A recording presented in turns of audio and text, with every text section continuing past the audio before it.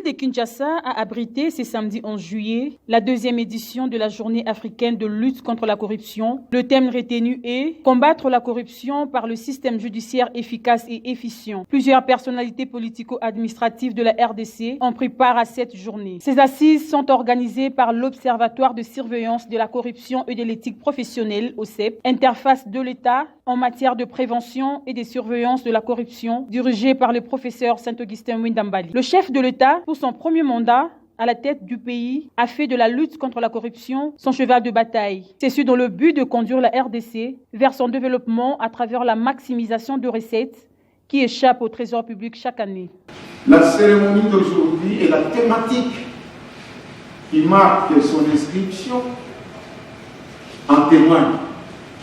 Vous ne pouvez pas vous imaginer qu'avant qu'on vienne ici, on était en téléconférence, en conférence vidéo, avec tous les chefs d'agence anticorruption de l'Afrique,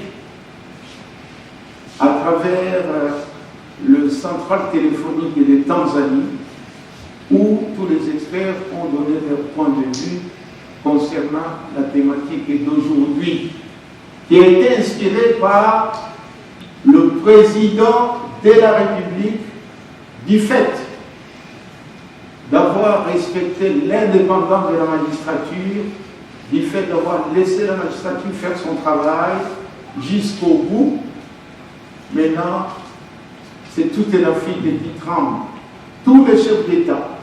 Et aujourd'hui, je remercie le président du Conseil consultatif de l'Union africaine, chargé de lutter contre la corruption, qui s'est inspiré des propos de notre président.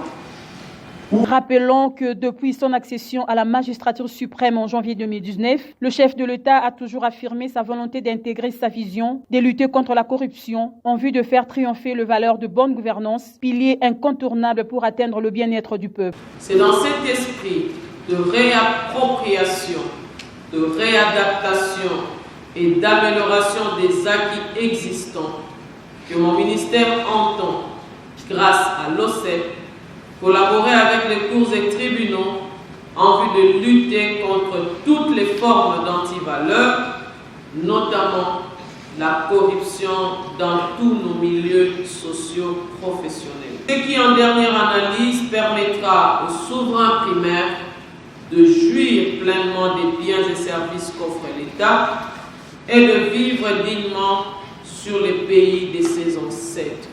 Je ne saurais clore mon propos sans réitérer mes remerciements au Programme des Nations Unies pour le développement, PNUD en sigle, pour son appui à la réussite de cette importante activité, ainsi qu'à l'OSEP pour son appui technique non négligeable dans l'organisation de cette journée.